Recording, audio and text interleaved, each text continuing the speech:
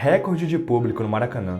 Seleção precisando de um empate para ser campeã do mundo pela primeira vez. 1-0 para o Brasil. Festa nas arquibancadas. De uma hora para outra, tomamos a virada. E perdemos um título que estava em nossas mãos. Mas isso não foi uma vergonha. Ou pelo menos não deveria ser. O time do Uruguai tinha excelentes jogadores e uma fatalidade impediu o primeiro título mundial da seleção brasileira. O goleiro Barbosa, negro, foi perseguido até o último dia de sua vida. Mas em outra Copa, depois dessa, a seleção protagonizou um dos momentos mais constrangedores de sua história. E eu não tô falando do 7-1, foi em 1954 na Suíça. Mas também não foi na eliminação, quando o Brasil perdeu para uma forte equipe da Hungria. O trauma da derrota de 1950 reverberava na Suíça. Um dos fatores determinantes para a derrota contra o Uruguai foi a falta de garra, segundo a imprensa e a própria delegação de 54. O futebol uruguaio era, para os cartolas da CBD, um modelo a ser seguido. E o clima parecia de guerra. Antes da delegação brasileira embarcar para a Suíça, Getúlio Vargas, então presidente na época, meses antes de se suicidar,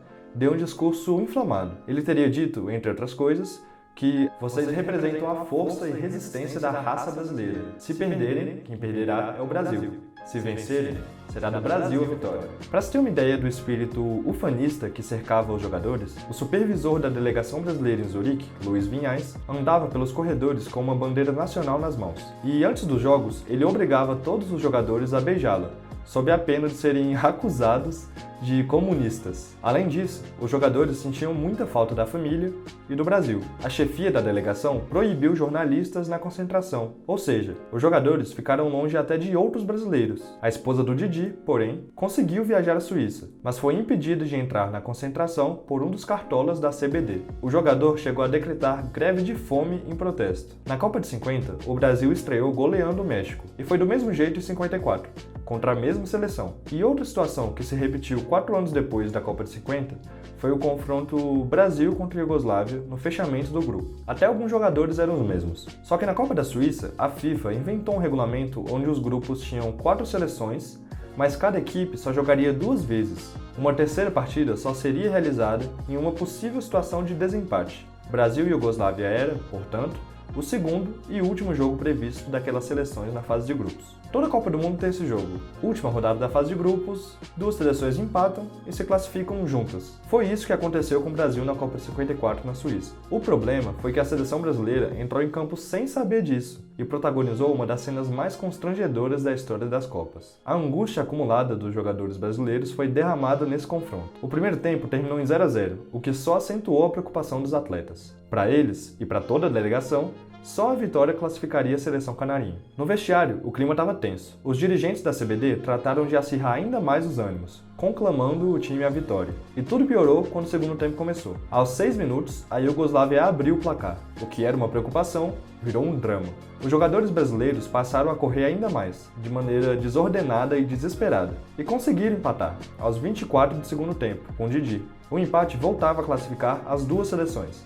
E a Iugoslávia, sabendo disso, diminuiu o ritmo. Só que a seleção brasileira, achando que precisava da vitória para avançar às quartas de final, não tirou o pé. Os iugoslavos gesticulavam sem parar em uma tentativa de fazer com que o Brasil diminuísse o ritmo, mas não adiantou. Em certo momento, o meia Kaczkowski arriscou umas palavras em espanhol, mas o time brasileiro interpretou como uma provocação e não parou de correr atrás da vitória. Isso fez com que os adversários também tivessem que correr, já que uma eventual derrota da Iugoslávia forçaria o terceiro jogo para eles, até que a partida acabou em 1-1, classificando as 2 equipes. Mas os brasileiros ainda não sabiam disso.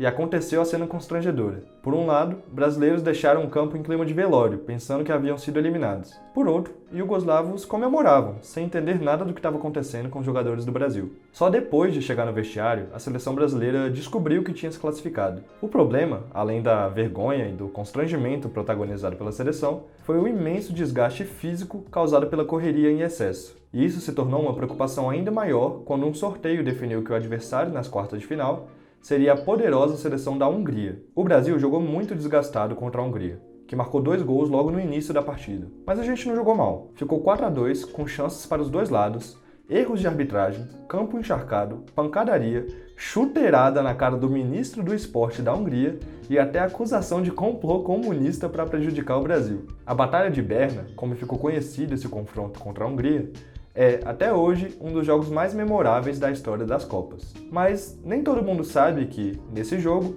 A seleção brasileira estava muito desgastada simplesmente por não conhecer o regulamento da competição.